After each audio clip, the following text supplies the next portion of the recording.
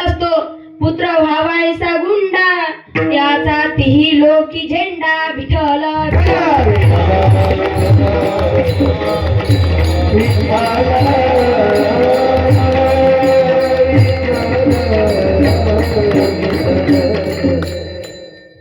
दुसरा प्रकार संतांची आवड. संतांना काय आवडते? आवडे पंढरी भीमा पांडुरंग.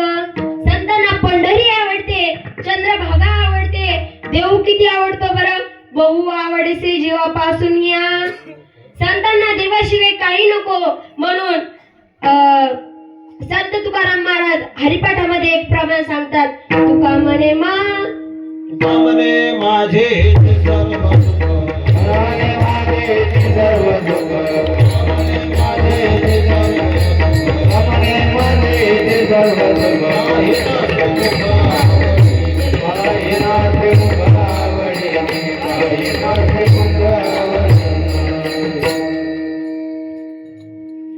एका घरामध्ये अशी नवऱ्याची पती पत्नीची संगत होती महाराज.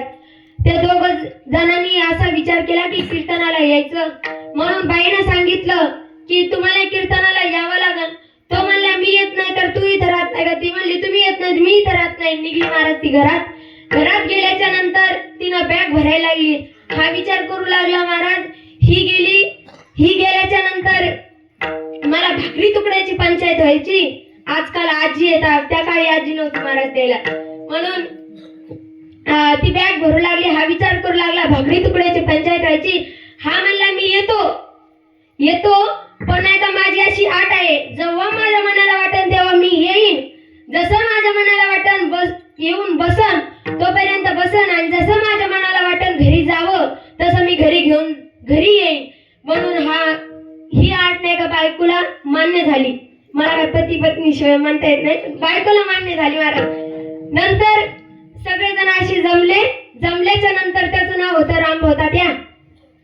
महाराज जराशी ओळखीचे होते.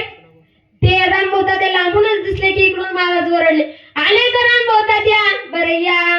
रामभाऊ आल्याच्या नंतर आईन मध्ये येऊन बसले. महाराज तितक्यात ओरडले, बसले का रामभाऊ? बरं बसा. रामभाऊ बसले. रामभाऊ त्याला काय नाही अर्ध कीर्तन झालं की रामभाऊ उठल्याच्या नंतर महाराज इकडून ओरडले, उठले का रामभाऊ? बरं उठा.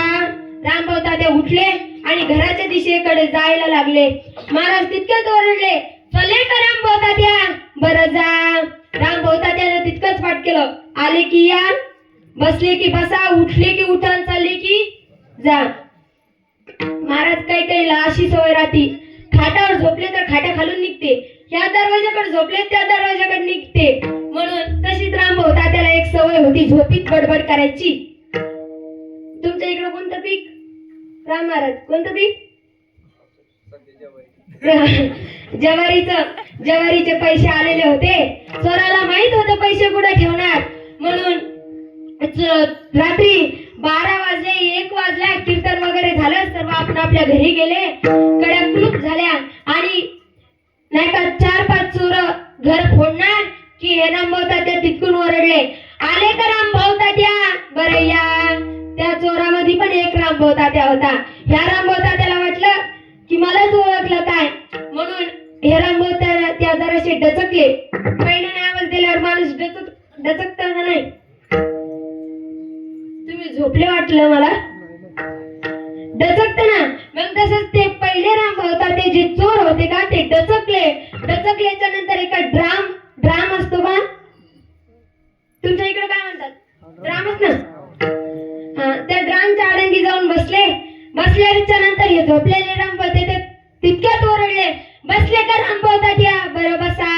ह्या रामभाऊ त्याला वाटलं आता काय मला 50% ओळखल्याच्या नंतर हे रामभाऊ ते उभा राहिल्याच्या नंतर ह्या रामभाऊ झोपलेले रामभाऊ तितक्यात ओरडतात, उठले का रामभाऊ? बरं उठा. रामभाऊ म्हणते आता मला 99% ओळखलं गाड्या. हे रामभाऊ उठले आणि पळायला लागले, असे दरवाजातून पळायला लागले. हे रामभाऊ तितक्यात ओरडले, चाले का रामभाऊ? बरं जा. रामभाऊ म्हणले आता तर मला 100% ओळखलं. 1 किलोमीटर पळत गेले, डबल वापस आले. म्हणाले काही म्हणा रामभाऊ मी आलतो म्हणून अख्ख्या गावाला सांगू नका. तुम्ही जर नाव सांगितलं ना तर मला लोक हिराम होता ते झोपलेला होता.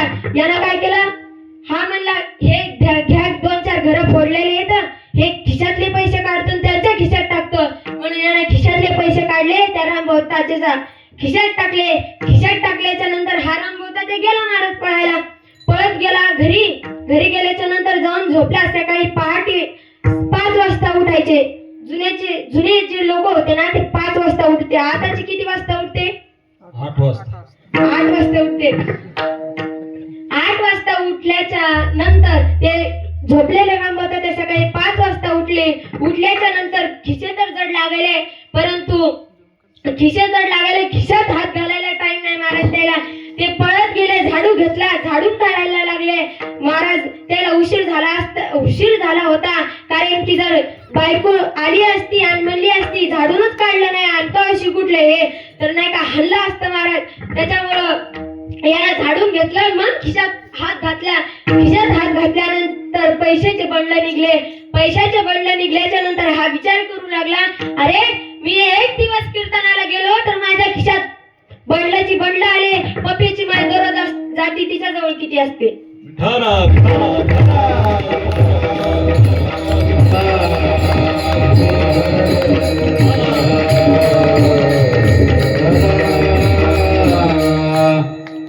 तिसरा प्रकार देवाची आवड. देवाला काय आवडते? आपण देवाला विचारू, हे देवा तुला यज्ञ आवडतो का, योग आवडते का, कर्म आवडते का, ज्ञान मार्ग आवडतो? तर देव सांगतात की मला ज्ञानाचा विचार करणारा भक्त आवडतो. हे नाथ महाराज अभंगाचा प्रथम चरण. आवडे देवाची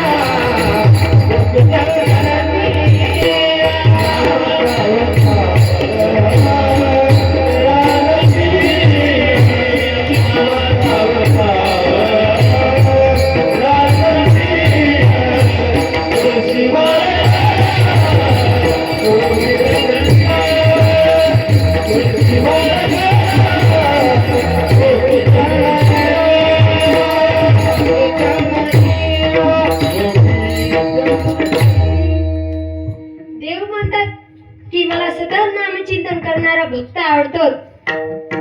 उदाहरणार्थ द्यायचं झालं तर अर्जुनाचे के श्रीकृष्ण म्हणायचे. तुकारामांची जी विठ्ठल विठ्ठल म्हणायची. माझ्या मज झाली अनावार वाचा, छंद या नामाचा घातला असी. एकदा संत कबीर महाराज पंढरीच्या वारी करता जाऊ लागले. वाटेमध्ये 2-4 मुली शेणाच्या गोऱ्या वेचू लागल्या. तेवढ्यात त्यांची भांडणे चालू झाली. जनाबाईने कबीरांना बोलून घेतले. म्हणे, बाबा माझ्या गौऱ्या या मुलीने घेतल्या, त्या मला परत करून द्या. तेव्हा जनाबाई सांगतात, तेव्हा कबीरजी म्हणतात, अगं जनाबाई, मी तुझ्या गौऱ्या परत कशा करून देऊ? तेव्हा जनाबाई सांगतात की माझ्या हाताचा स्पर्श ज्या गौऱ्यांना झाला आहे त्या विठ्ठल विठ्ठल म्हणतात. आपल्या तोंडातून विठ्ठल विठ्ठल आवाज कधी निघावा महाराज? अशा सतत नामचिंतन करणाऱ्यांचे बाह्य अलंकार काय राहतात? म्हणून एक उदाहरण देते. असंच एका म्हणजे कोण हे सासरा नाही जावाई बापू आणि काय सासूबाई सासरा जावाई बापू सासूबाईच्या घरी जातात. घरी गेल्याच्या नंतर सासूबाई सासूबाईला लय नाद महाराज नाकाचा मोती ठेवी गाण पण राखे जावयाचा मान महिला मंडळ झोपल्या गड्यात मला तुमच्या तोंडातून ऐकायचं होतं राखे जावयाचा मान हा गेल्याच्या नंतर सासूबाईनं स्वयंपाक केलेला होता धिरडा आणि गुळवणी. आता सांगा स्वयंपाक कोणी केलता? सासूबाईनं कशाचा केलता?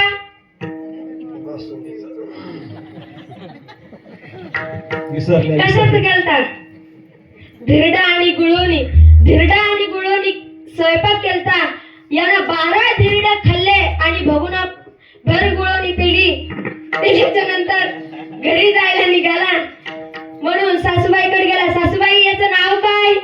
जावई बापू याला धिरडण गुळवणी म्हणतात. तुमच्यावरचं सासूबाई मलाच करून टाकलं वाटतं. धिरडण गुळवणी म्हणतात याचं नाव. तर हा गावाकडे जायला निघाला. धिरड गुळवणी असं त्यानं पाठ करीत निघाल्याच्या नंतर बसमध्ये जाऊन बसला. बसल्याच्या नंतर धिरड गुळवणी कंडक्टर आला. कंडक्टर आल्याच्या नंतर कंडक्टर म्हणतो तिकीट तिकीट तिकीट. हा म्हणतो धिरड गुळवणी. कंडक्टर म्हणला धिरड गुळवणी चुलीत घाल पण आधी तिकीट दे. तिकीट घेतलं. कसं तरी गावाच्या दिशेने गाडी बस गावात येऊन थांबली. हा उतरला घराच्या दिशेने जायला लागल्याच्या नंतर घराच्या बाहेर जरासा शेणाचा पोहट पडलेला होता. पडलेल्या असल्याच्या नंतर हा गेला. याचं लक्ष नव्हतं. पाठ करीत होता धिरडा गुळवणी. तुम्ही पाठ करू नका बरं का तुम्हाला नाही माहित. धिरडा गुळवणी पाठ करीत असताना त्याचा पाय ते शेणावर पडला तसंच घसरलं तसंच पसरलं तसंच इसरलं. काय? धिरडण गुळवणी आपल्याला विसरून चालणार नाही. धिरडण गुळवणी विसरलं महाराज. घरी गेला. बायकोनं लांबून विचारलं आले का? हो आलो. खऱ्या अर्थानं बायकोन मायामाईनं काय स्वयंपाक केलता? हा म्हणला त्या माईनं इतका भारी स्वयंपाक केलता पण त्याचं नावच मी विसरून आलो. घरी आल्याच्या नंतर बायकोने विचारलं आले का? हो. हा म्हणला. ही म्हणली नाही का काय केलतं? खऱ्या अर्थानं मायानं काय केलतं? हा म्हणला तुझ्या माईनं इतका भारी स्वयंपाक केलता तू ते कर. तो म्हणला ती म्हणली अहो कसं होतं काय होतं मला त्यानं सांगितलं मला काहीच माहित नाही. तुझ्या माईनं केलतं तसंच कर म्हणून हिचं जरा डोकं राहतं ना तुमच्यासारखं नाही बरं का सारखं हे डोकं होतं.